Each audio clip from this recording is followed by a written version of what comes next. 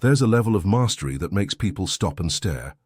A level where your skill looks effortless, where what takes others years takes you months, where people ask you how you got so good so fast. And today, you're going to discover the exact system that creates this kind of accelerated mastery. You've seen that person who picks up skills like they're collecting coins off the ground. While everyone else struggles for years to reach mediocrity, they reach excellence in months. While you're still trying to figure out the basics, they've already moved on to the advanced techniques. And the strange thing is, they don't seem more talented than you. They don't have some genetic advantage. They just have a system. The Japanese discovered this system over 800 years ago in their martial arts dojos. They call it Shuhari, the three-stage path that transforms beginners into masters faster than any Western learning method ever could. And here's what makes it terrifying. Once you understand how Shuhari works, you'll realize you've been learning wrong your entire life.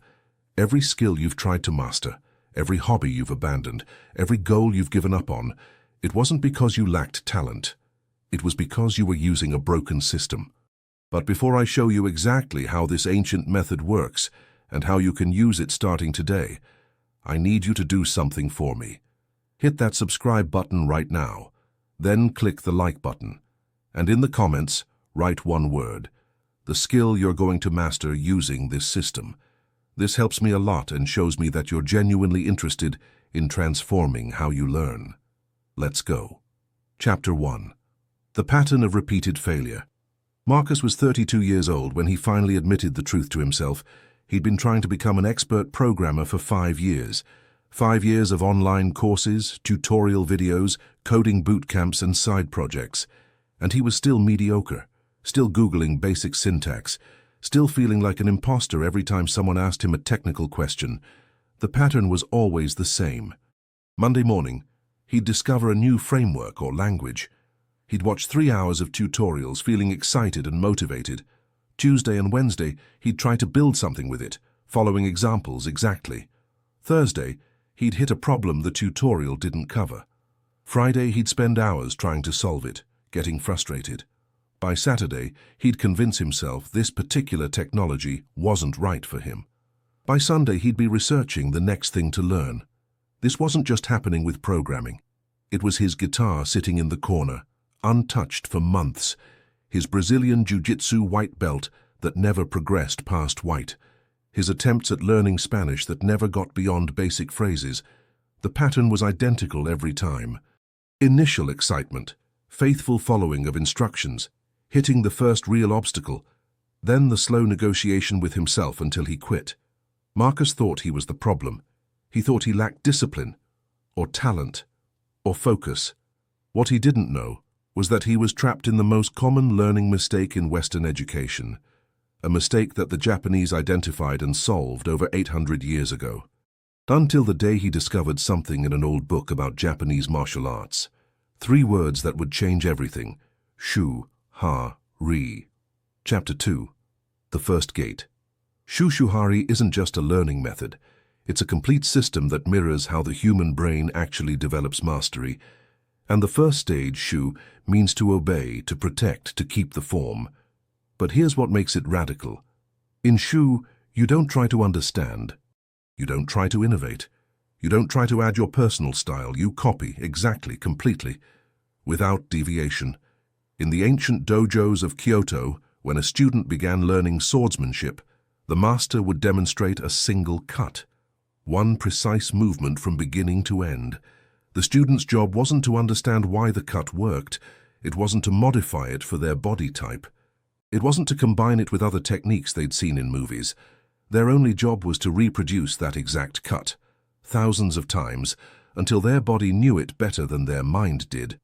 A Harvard neuroscientist who has been studying motor learning for 15 years discovered something remarkable. When we try to learn a skill, while simultaneously understanding it and modifying it, we activate too many brain regions at once.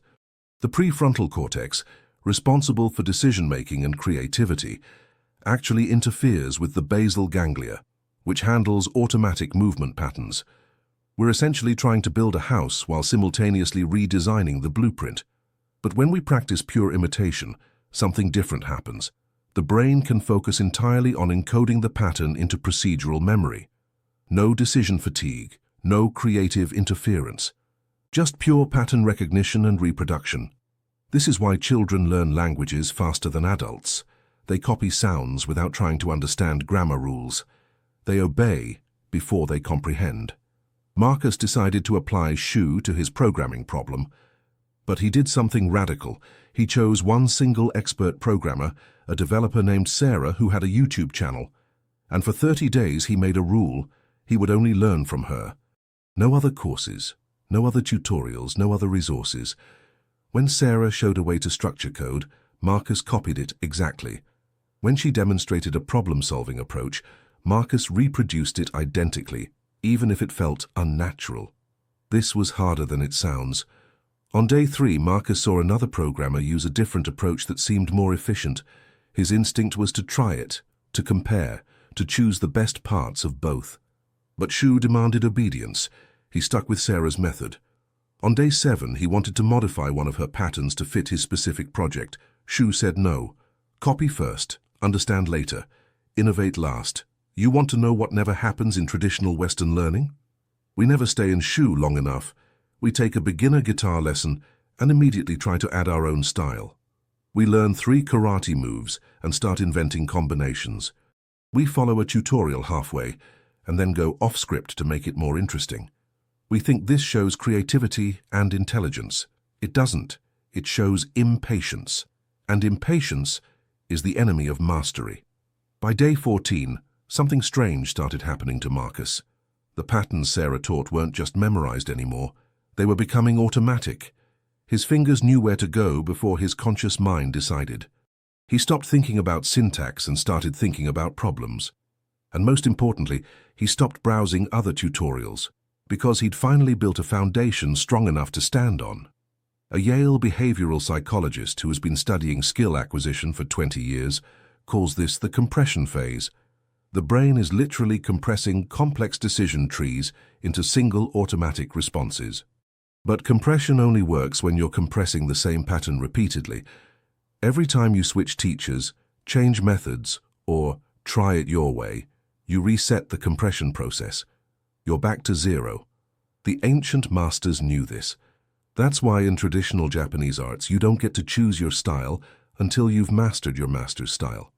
You don't get to have an opinion until you've perfectly reproduced someone else's opinion. This sounds authoritarian to Western ears, but it's actually the fastest path to freedom, because Shu isn't forever, it's just the first gate. Chapter 3. The second gate. Ha. On day 31, Marcus reached a point he'd never reached before in any skill. He could reproduce Sarah's programming patterns without thinking. They'd become automatic. And that's when Shu ended and Ha began. Ha means to detach, to digress, to break the form. But here's the critical part that most people miss. You can only break the form after you've mastered the form. You can only detach after you've fully attached. This isn't rebellion, it's evolution. In the Zen monasteries of medieval Japan, monks would spend years copying the exact brushstrokes of master calligraphers, thousands of hours creating identical characters. And then, once the master confirmed the student had achieved perfect reproduction, something remarkable happened. The master would tell them, "Now forget everything I taught you." Not because the teaching was wrong, but because the teaching had served its purpose. It had built the foundation. Now the student needed to explore the space above that foundation. A MIT researcher, who has been studying expertise development for 12 years, discovered something fascinating about this phase. Expert performers don't just have more skills than beginners. They have more connections between skills. They see patterns that cross traditional boundaries. They combine techniques in ways that shouldn't work but somehow do. Further, and this is critical, they can only make these creative connections because they've mastered the fundamental techniques first. Ha is where you start experimenting. But it's not random experimentation. It's systematic exploration. You take the foundation you built in Shu and you start testing its boundaries. What happens if I apply this technique to a different problem? What happens if I combine this pattern with something from another domain? What happens if I do the opposite of what my teacher taught? Marcus entered Ha by making a conscious decision. For the next 30 days, he would continue using Sarah's methods as his baseline, but now he would deliberately try alternatives. When Sarah used one approach to solve a problem, Marcus would solve the same problem 2 more ways. When Sarah recommended a specific tool, Marcus would try 3 competitors and document the differences. But here's where most people mess up Ha. They use it as an excuse to abandon discipline entirely. They think Ha means do whatever feels right. It doesn't. Ha means systematic divergence from the master's path while still respecting that path as your foundation. You're not rejecting what you learned. You're expanding it. On day 45, Marcus encountered a programming problem that Sarah had never covered in her tutorials. His first instinct, built during Shu, was Sarah's problem-solving framework. He followed it. But then Ha kicked in. He recognized elements of this problem that connected to 3 other patterns he'd explored. He combined them in a way Sarah never taught, and it worked, better than any pure application of Sarah's method would have. This is the moment most people mistake for mastery. They solve one problem creatively and think they've arrived. They haven't, because Ha is still a transition phase. You're still following someone else's structure, just with modifications. You're still thinking in terms of my teacher's way plus my additions. True mastery is something else entirely. In the old dojos, they could see when a student was ready to leave Ha. The student would perform a technique, and it would be correct, but it wouldn't look like the master's technique anymore. It would be correct in a new way, personal, inevitable, as if this student, with their unique body and mind, could only possibly do the technique this way. That's when the master would say, "You're ready for Rai." Chapter 4. The third gate. Re means to leave, to separate, to transcend the form. This is where you become the master. Not a copy of your teacher, not a modified version of your teacher, your own master, with your own system, your own principles, your own way. But here's what makes Rai dangerous to teach in Western culture. We want to start here. We see masters performing at the highest level, and we think we can skip Shu and Ha and jump straight to creative genius. We can't, because Ri isn't about rejecting the fundamentals. It's about embodying them so completely that they disappear. In Zen archery, there's a famous saying, "The archer becomes the arrow, becomes the target, becomes the archer." At the level of Rai, there's no separation between the technique and the practitioner. You don't do the skill, you are the skill. A neuroscientist from Stanford who has been studying elite performers for 18 years found something remarkable in brain scans of masters versus advanced practitioners. Advanced practitioners show high levels of brain activity when performing their skill. They're still thinking, still processing, still executing a learned behavior, but masters show almost no activity in the conscious processing centers. Their skills have moved entirely into automatic unconscious competence. They've reached what the Japanese call mushin, the mind of no mind. Marcus reached Ri on day 90. He wasn't following Sarah's methods anymore. He wasn't modifying them. He'd absorbed them so completely that they'd become part of his natural problem-solving architecture. When he approached a new programming challenge, he didn't think, what would Sarah do, or what's my creative variation on Sarah's approach? He just saw the solution, direct, immediate, personal. But here's where it gets interesting. When other programmers looked at Marcus's code now, they could still see echoes of Sarah's influence. The foundational principles were there, but the expression was uniquely his. He'd taken a system and made it his own, not by rejecting it, but by mastering it so thoroughly that it had transformed into something new. This is what people don't understand about mastery. Real masters don't break the rules, they transcend them. There's a massive difference. Breaking the rules is what amateurs do when they don't understand why the rules exist. Transcending the rules is what masters do when they understand the rules so deeply that they can see beyond them. On day 95, something happened that Marcus never expected. A junior programmer approached him for help, and Marcus found himself teaching the exact same pattern he'd learned in Shu, the pattern from Sarah. But he taught it differently. He taught it with an understanding of why it worked, where it broke down, how it connected to other patterns. He taught it as someone who had walked the full path. He had become what he'd been seeking, not a copy of his teacher, not a rebel against his teacher, a master in his own right, with his own students, his own understanding, his own way. This is Chapter 5, where everyone fails. But here the real problem began for Marcus, because he made a critical mistake. He thought that because he'd used Shuhari to master programming, he could skip straight to Ha or Re with his next skill. He couldn't. He decided to finally learn that guitar that had been collecting dust. And on day one, instead of finding one teacher and copying them exactly, he pulled together 3 different YouTube channels, a paid course, and some advice from a guitarist friend. He thought, I already know how to learn. I'll just take the best parts of each method and create my own synthesis. This is where everyone fails with Shuhari. They think it's a one-time process. It's not. It's a cycle you must repeat for every single new skill. You can't transfer Rai from programming to guitar. You have to start at Shu with guitar, every time, every skill, every domain. A Yale researcher who has been studying skill transfer for 15 years calls this the curse of competence. Once you become competent in one area, your brain actively resists starting over at beginner level in a new area. You feel like you should already be good at the new thing. You feel impatient with basic instruction. You want to jump ahead, but that impatience destroys the very foundation you need to build mastery. Marcus spent 2 weeks trying to learn guitar his way, pulling from multiple sources, trying to be creative from day one, and he learned almost nothing. His fingers hurt, his progress was random, and he felt the familiar urge to quit, the same pattern as 5 years ago before he'd discovered Shuhari. Then he remembered. Shu. Obey first. Choose one teacher. Copy exactly. He found one classical guitar instructor online, a woman named Elena, who taught traditional Spanish guitar technique, and for the next 30 days he forgot everything else existed. Only Elena's method, only Elena's exercises, only Elena's way of holding the guitar, positioning the fingers, executing each technique. The difference was immediate. Within a week, he was making more progress than he had in the previous 2 weeks of creative learning.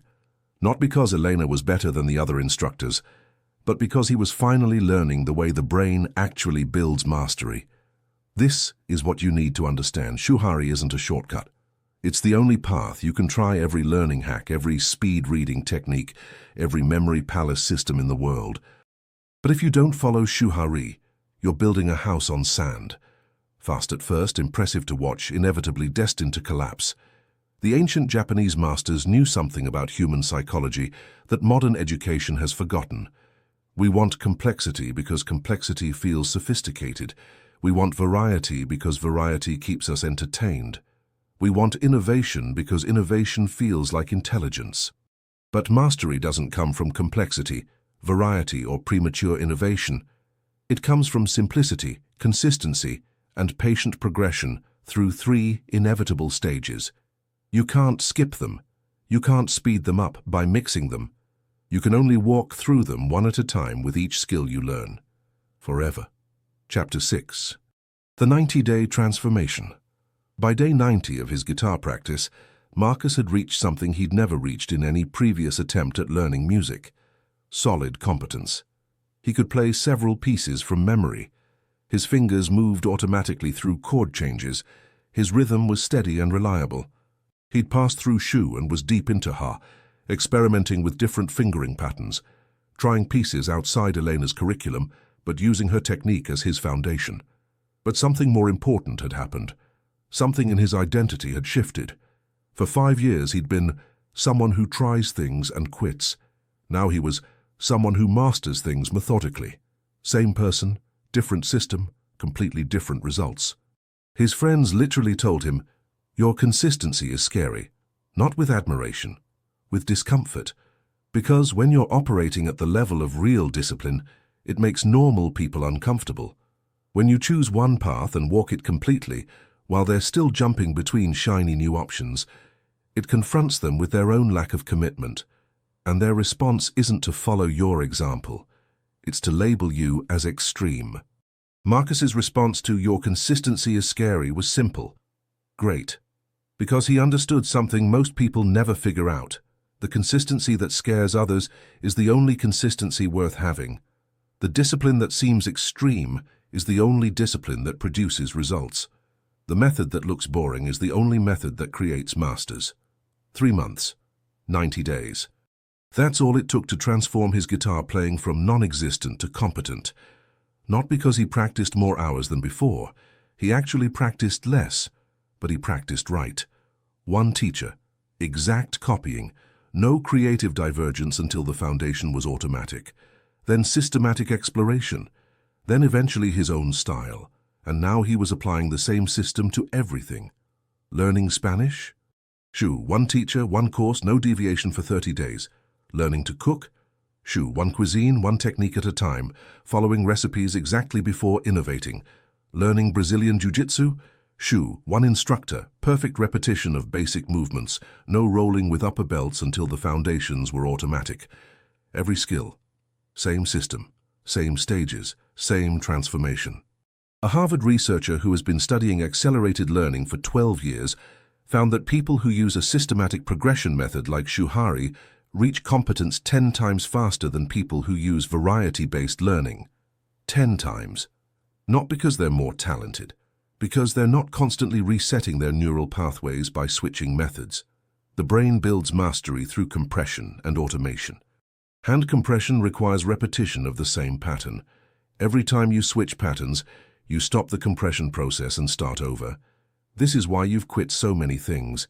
Not because you're undisciplined, because you were using a system designed to make you fail. A system that tells you to find what works for you before you have any basis for knowing what works. A system that celebrates creativity before you've built competence. A system that encourages variety before you've achieved mastery. The Japanese knew better. And now you do too. Chapter 7. The Death of Your Old Self. Here's what nobody tells you about using Shuhari to master multiple skills. You don't just get better at things. You become a different person. A person who understands that mastery isn't about talent or motivation. It's about system integrity.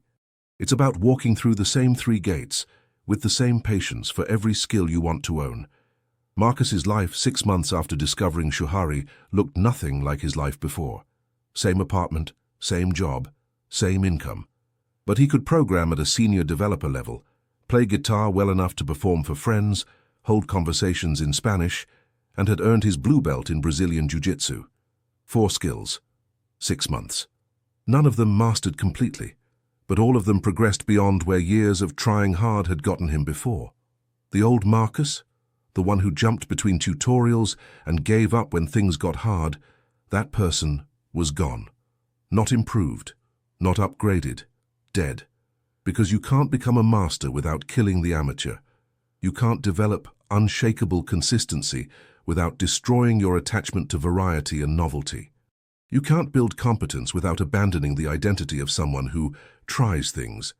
This is what Shuhari actually teaches, not just how to learn skills faster, how to transform your relationship with difficulty, patience, and progress. The ancient masters understood that martial arts training wasn't really about fighting. It was about character development. The techniques were just the vehicle. The real product was the person who emerged after walking the path.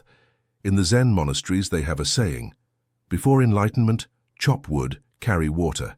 After enlightenment, chop wood, carry water.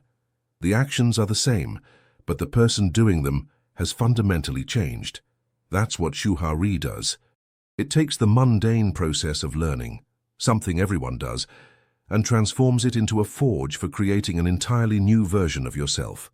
Marcus still watched tutorials, he still practiced daily, he still struggled with difficult concepts, but he wasn't the same person doing these things. He was someone who trusted the process, someone who could commit to 90 days of copying before innovating. Someone who understood that boredom and repetition aren't obstacles to mastery. They are mastery. When people asked him how he'd gotten so good at so many things, he didn't say hard work or discipline. He said Shuhari, and then he'd explain the 3 gates. Copy one master exactly until it's automatic. Systematically explore variations while maintaining the foundation. Transcend the form and become your own master. 3 stages. Every skill. No shortcuts, no exceptions. Some people would listen and nod and never apply it. Because knowing the system isn't the same as using the system, others would try to modify it immediately to make it work better for them, completely missing the irony that they were trying to skip Shu with the Shuhari method itself. But a few would get it. They'd choose one skill, one teacher, 30 days of exact imitation, and their lives would begin to change, just like Marcus's had. Chapter 8. The Choice. And now the question comes to you. Are you ready for this level of transformation? Because here's what I need you to understand. This isn't just about learning skills faster. This is about killing the part of you that quits, the part that gets bored, the part that needs variety and novelty and constant stimulation. That part has to die for mastery to be born. Shuhari will make you uncomfortable. Day 12 of copying the same teacher, when a new exciting course launches and you have to ignore it. Day 28 of Shu, when you still can't add your own creativity and every fiber of your being wants to innovate. Day 65, when your friends are trying 3 new hobbies and you're still grinding the same fundamentals. These moments will test you, and most people will fail the test. They'll make it 10 days into Shu and go, I get the idea, now let me try Ha. They'll watch this video, feel motivated, choose a skill and teacher, and within 2 weeks be supplementing with other sources. They'll convince themselves that their situation is different, that they can speed up the process, that the rules don't apply to them, and they'll get the same results they've always gotten. Because they're still the same person using a broken system, but you could be different. You could choose one skill today, right now. You could find one teacher, one course, one master to imitate. You could commit to 30 days of pure Shu. No other sources, no creative modifications, no taking the best of multiple approaches, just perfect copying until the pattern becomes automatic. And if you did that, if you actually followed Shuhari with just one skill for 90 days, your entire relationship with learning would transform. Not because you'd become talented, but because you'd become someone who trusts the process more than their feelings. Someone who values proven systems over personal intuition. Someone who understands that the fastest path to creativity runs directly through imitation.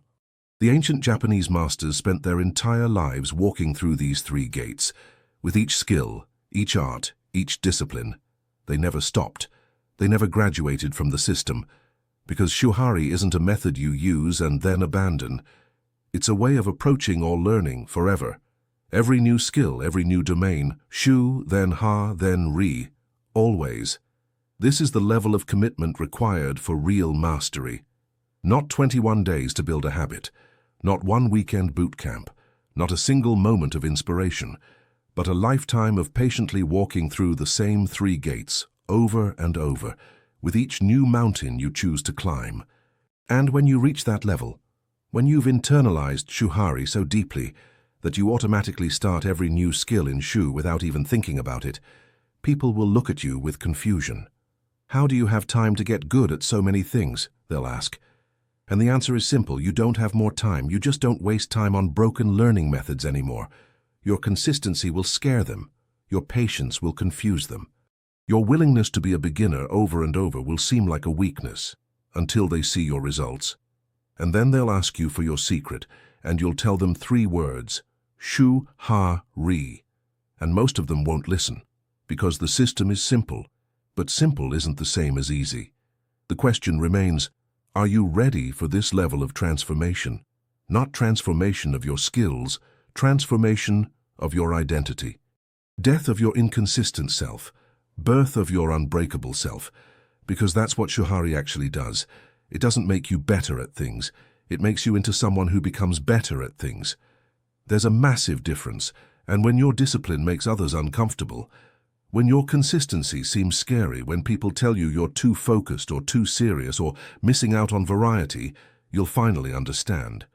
You've reached the level where excellence lives, where masters are made, where the ancient wisdom of Shuhari transforms ordinary people into extraordinary craftsmen. So do it. Choose your skill. Choose your teacher. Start Shu today. 30 days of exact imitation. No excuses, no modifications. No, I'll just supplement with this one other source. Just pure, perfect copying until the foundation is automatic. And then, only then, move to Ha. And eventually, inevitably, you'll reach Ri, That's the path. That's the system. That's how masters are made. If you want more content like this that will transform how you approach learning and discipline, subscribe to this channel right now. Hit that like button to help more people discover this ancient system. And in the comments, write the name of one skill you're going to master using Shuhari. Make it public, make it real, make it undeniable. Remember, the consistency that scares others is the only consistency worth having. The discipline that seems extreme is the only discipline that produces results.